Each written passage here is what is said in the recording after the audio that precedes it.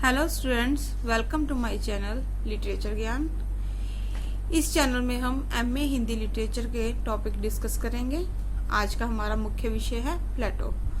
प्लेटो हमें प्रश्न पत्र में कई रूप में आ सकता है, जैसे कि प्लेटो के काव्य सिद्धांत विषय पर संक्षेप में विचार प्रकट कीजिए, अथवा प्लेटो के काव्य संबंधी विचारों का आलोचनात्मक परिचय दीजिए, अथवा प्लेटो ने काव्य को सत्य से दूर सिद्ध करने के लिए जिन युक्तियों का आश्रय लिया है उनका विवेचन विश्लेषण कीजिए। प्लेटो को हमारे भारत में अफलातून कहा गया है।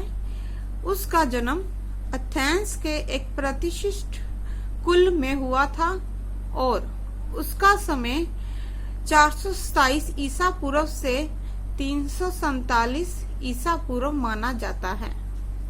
प्लेटो प्रसिद्ध यूनानी विचारक स्क्रोटिस का शिष्य था और वह मूलतः एक दार्शनिक एवं स्मृतिकार ही था, पर उसकी अभिलाषा अथवा इच्छा राजनीति में भाग लेने की थी।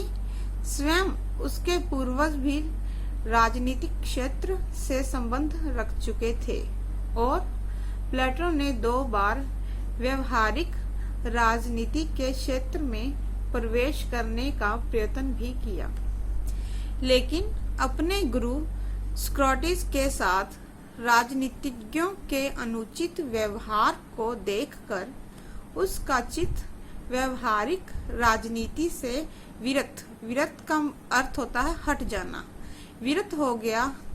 इस प्रकार अब उसने अध्यापक को ही अपने जीवन का लक्ष्य बनाया और लगभग 387 ईसा पूर्व में एक विद्यापीठ अर्थात स्कूल, कॉलेज या यूनिवर्सिटी, एक विद्यापीठ की स्थापना की, जहां उसके निर्देशन में दर्शन शास्त्र, गणित, प्राकृतिक विज्ञान, न्याय संबंधी शिक्षा दी जाती थी और इन विषयों से संबंध अन्य महत्वपूर्ण शोध कार्य होता था। यहाँ ये स्मरणीय है कि यह विद्यापीठ 529 ईसा पूर्व तक ज्ञान विज्ञान के विविध क्षेत्रों का नेतृत्व अर्थात अगुवाई करता रहा। इसमें कोई संदेह नहीं है कि प्लेटो पाश्चात्य ज्ञान विज्ञान के आदि स्रोत हैं और विचारक यही कहते हैं कि साहित्य की विभिन्न समस्याओं पर उन्होंने आनुषंगिक अर्थात समय अनुसार